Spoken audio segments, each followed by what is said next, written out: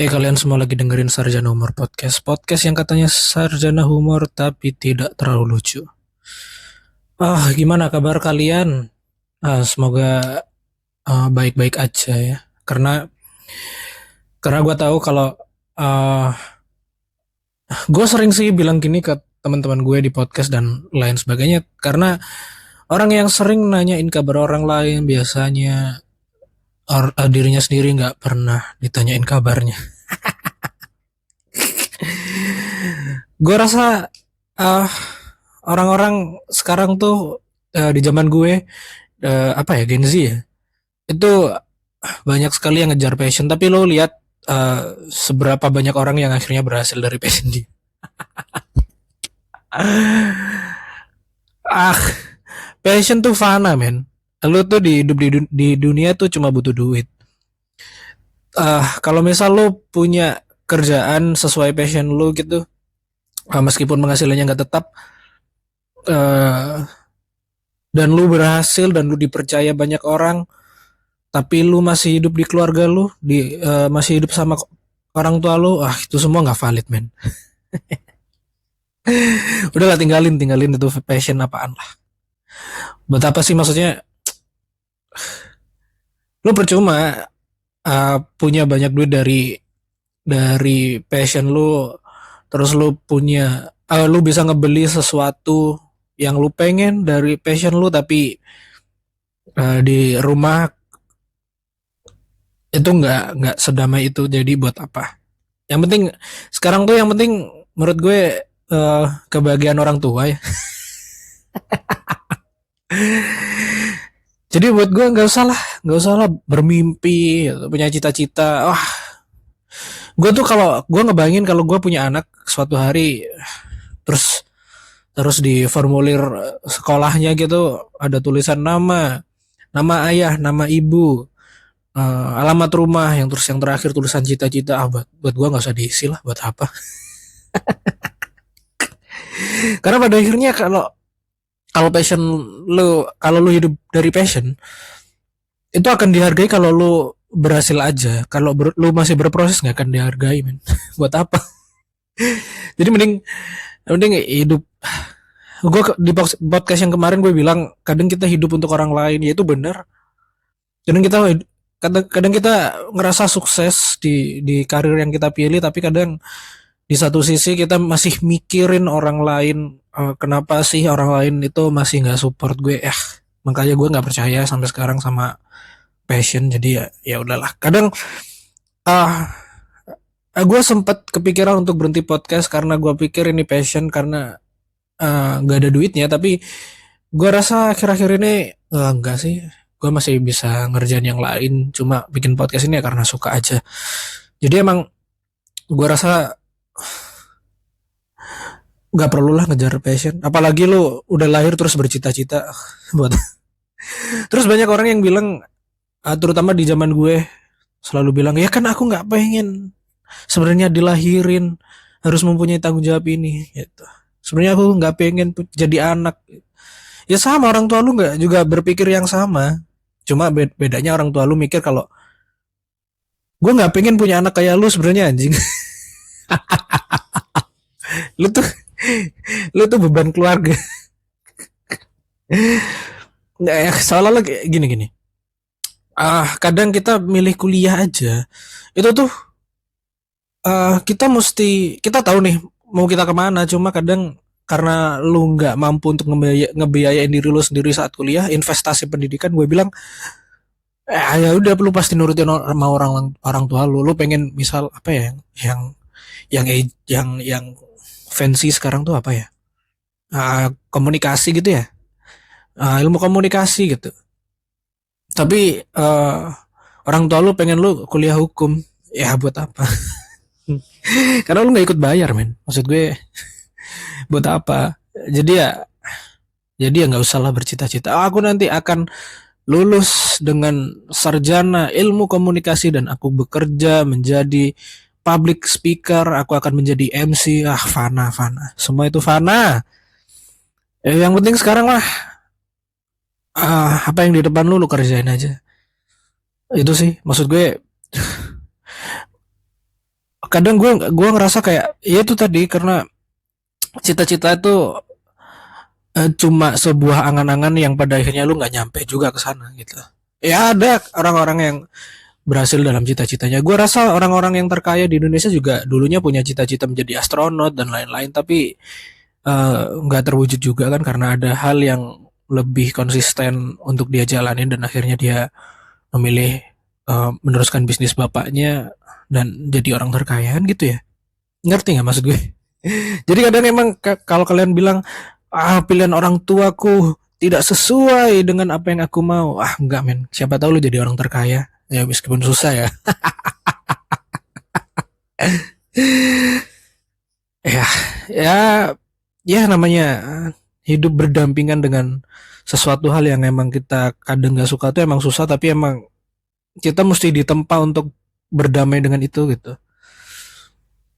Kadang emang uh, kita tuh nggak boleh berproses, kitanya tuh boleh cuma berhasil aja gitu. Kita nggak boleh tuh untuk kan aku lagi berproses karena aku lagi percaya banget sama passionku dan aku lagi ngejalanin dan aku dapat duit dari sini.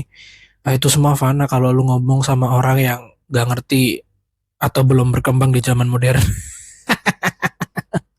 Jadi ntar aja, maksud gue stand up comedian aja tidak semuanya berasal dari profesi yang itu, ngerti nggak? Gak semua orang yang mimpinya jadi stand up comedian itu asalnya dari situ.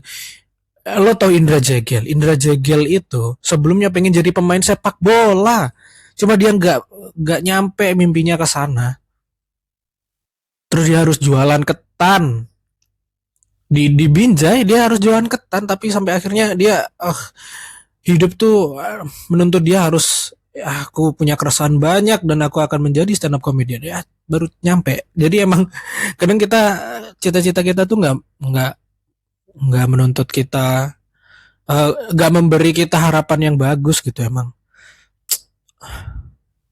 Jadi emang kalau nggak ada tuh yang pure jadi aku, gak ada kan, maksudnya misal lu lahir gitu ya, terus lu SD berkembang, terus lu nulis cita-citanya aku akan menjadi stand up comedian, kayaknya nggak ada.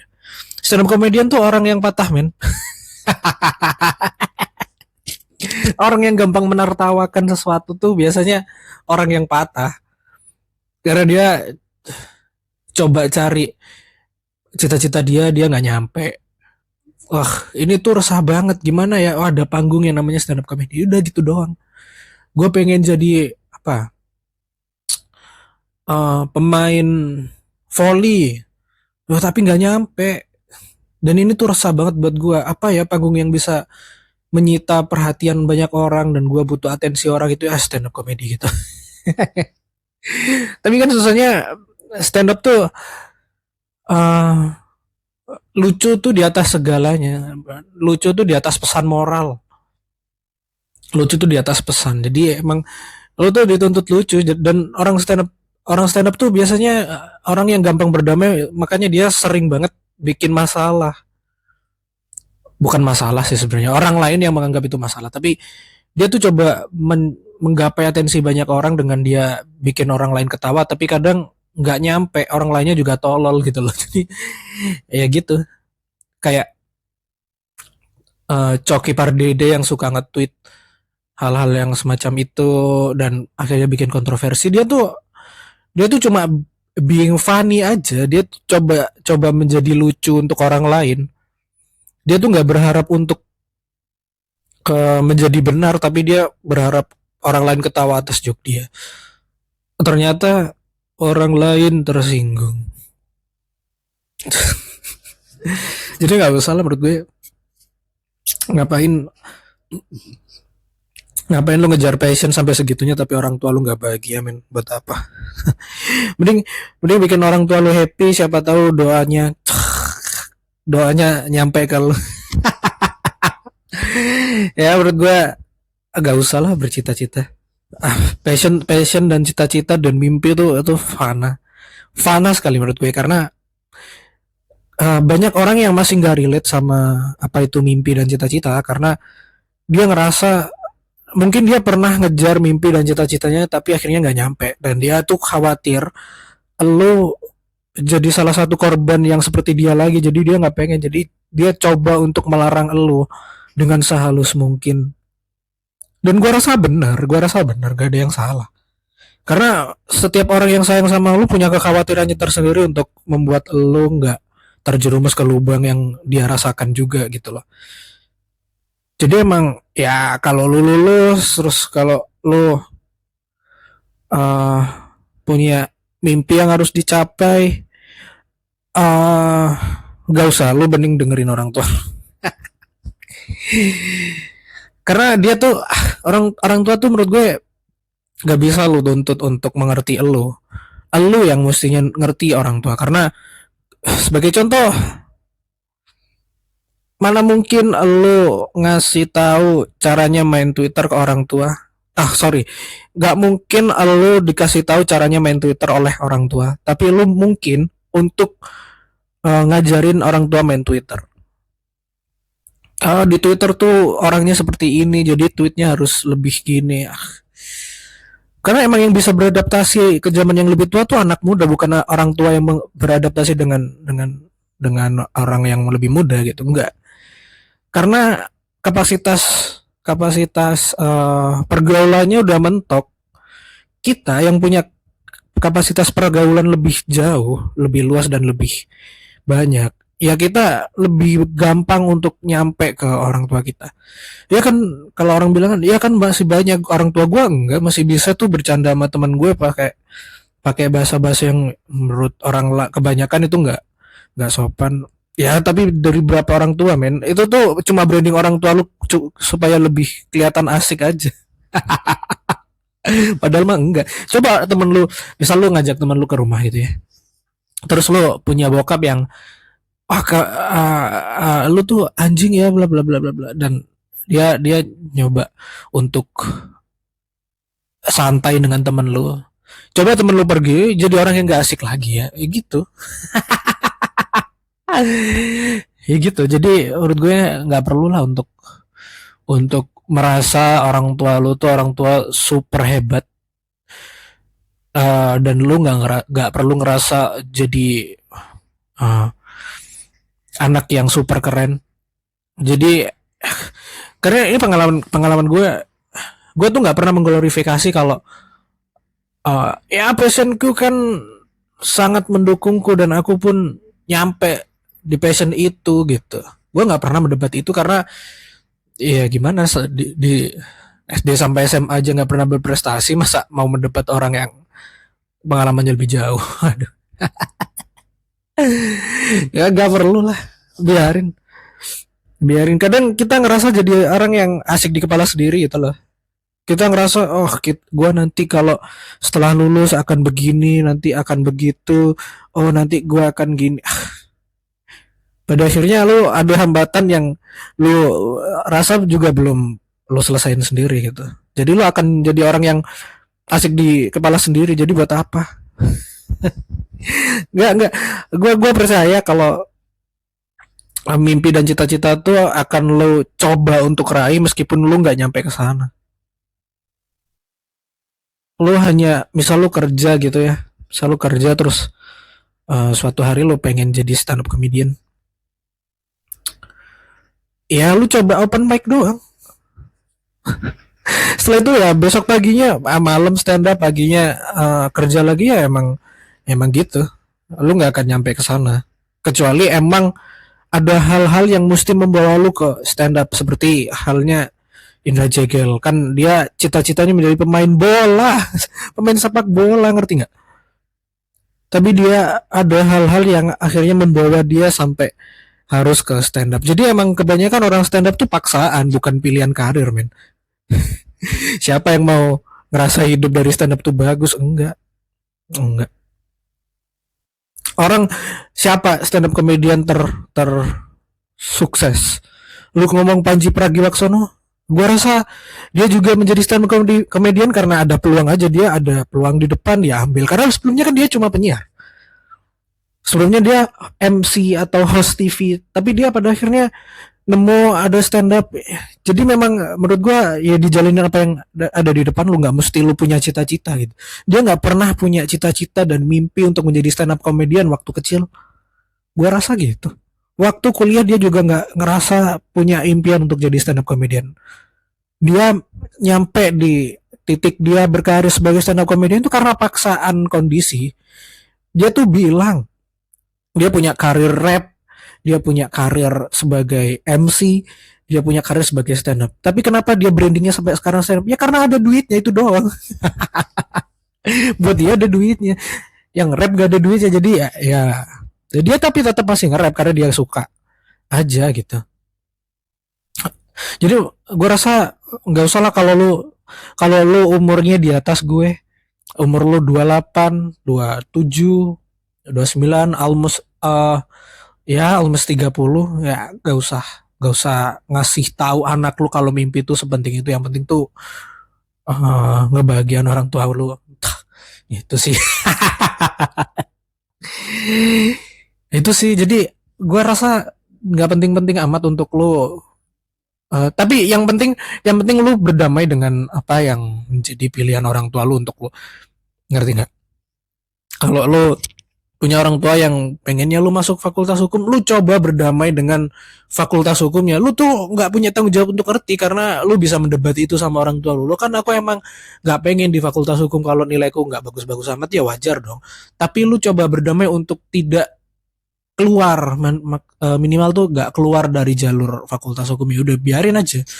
Kalau lu lulus jadi lulusan yang tolol ya udah nggak apa-apa gitu. Emang emang kadang kita perlu mendebat orang tua kita juga. Gue pernah bilang, tapi ini gue ambil dari quotesnya Adriano Colby. Kadang kita tuh lebih gampang melawan pemerintah daripada melawan orang tua. Ya, itu bener sih. Cuma ada hal-hal yang memang nggak perlu dilawan dari orang tua, tapi ada hal-hal yang menurut gue perlu dilawan dari orang tua karena kita cuma meminta pertanggungjawaban mereka kayak lu masuk fakultas hukum nilainya jelek, ya pilihan lu kan. Itu ya gue nggak ngerti-ngerti amat juga, lu tanyain tentang apa juga nggak, gue nggak ngerti kan gitu. Itu sih. kalau kalau lu mulai berdamai dengan pilihan orang tua lu, gue yakin lu menjadi sukses tapi tidak bahagia. Ya nggak masalah sih, orang tua juga nggak peduli kita bahagia, yang penting dianya bahagia. Karena rata-rata orang tua sekarang juga nganggap kita investasi kan, seolah-olah kita, nah misal kita jadi pengen pengen pengen masuk fakultas apa ilmu komunikasi gitu ya, terus orang tua pengennya kita jadi sarjana hukum. Itu tuh kan investasi ke kita sebenarnya, yang dia harapkan untuk dia tua ketika lu lulus dan lu menjalani kehidupan sebagai sarjana hukum. Padahal ya lihat sendiri hukum di negara kita tidak jelas. Ya banyak orang yang pengen jadi sarjana hukum juga nggak dibolehin karena ngerasa perjalanannya terlalu panjang untuk mencapai kesuksesan. Karena ya lu jadi notaris, jadi pengacara pun itu perjalanannya nggak pendek. Jadi investasi dari orang tua ke lu akan lebih gede. Itu aja sih. Jadi nggak perlu lah bercita-cita, bermimpi. Fana bro, fana. Itu hanya di pikiran lu supaya lu ngerasa orang paling asik dan paling keren doang. Tapi padahal mah lu sampah men. Lu tuh beban, lu tuh sampah. Itu aja sih. Gue nggak ngerasa ini. Uh, gue gue tuh selalu bilang ke teman gue, harapan, padahal saya sendiri tidak punya.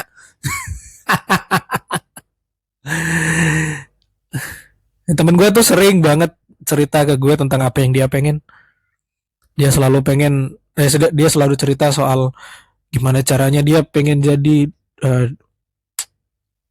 penata busana yang bagus. Dia pengen nyampe ke titik dimana penata busana tuh hal terpenting dari karya dia tuh bisa dipakai oleh seseorang yang nantinya mengangkat nama dia juga. Gue tuh selalu bilang ya jalanin aja dulu yang sekarang, tapi lu suatu hari ya tetap lu kejar passion lu gitu. Dalam diri gue mah enggak gue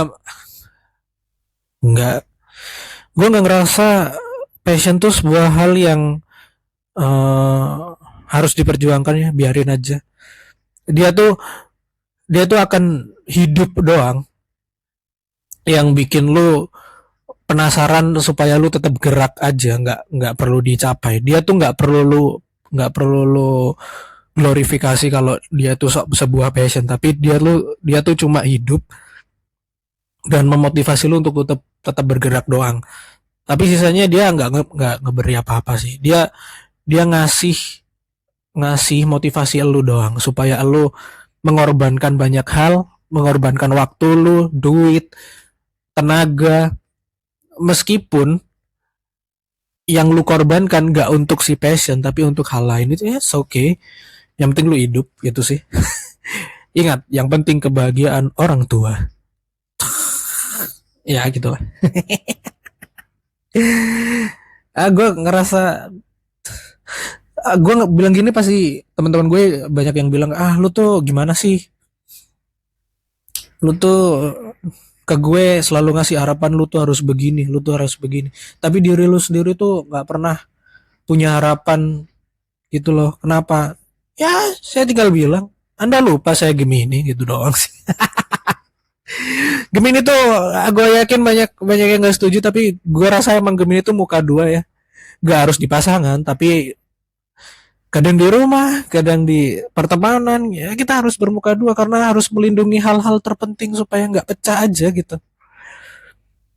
Uh, Kalau lu di pertemanan ngerasa sangat funny dan circle lu ngerasa lu orang yang sangat funny, tapi di balik layar lu orang yang sangat uh, mellow, ya itu wajar. Emang emang kita kita Gemini tuh kenapa bermuka dua ya, emang cuma melindungi aset-aset ini, karena kita tahu kalau mereka nggak ada kita kesepian juga, jadi emang kita ngerasa bikin suasana jadi gembira tuh hal yang sangat penting buat kita seorang Gemini gitu sih. Jadi nggak emang emang jadi emang bermuka duanya tuh nggak harus soal percintaan. Ini hujan ya.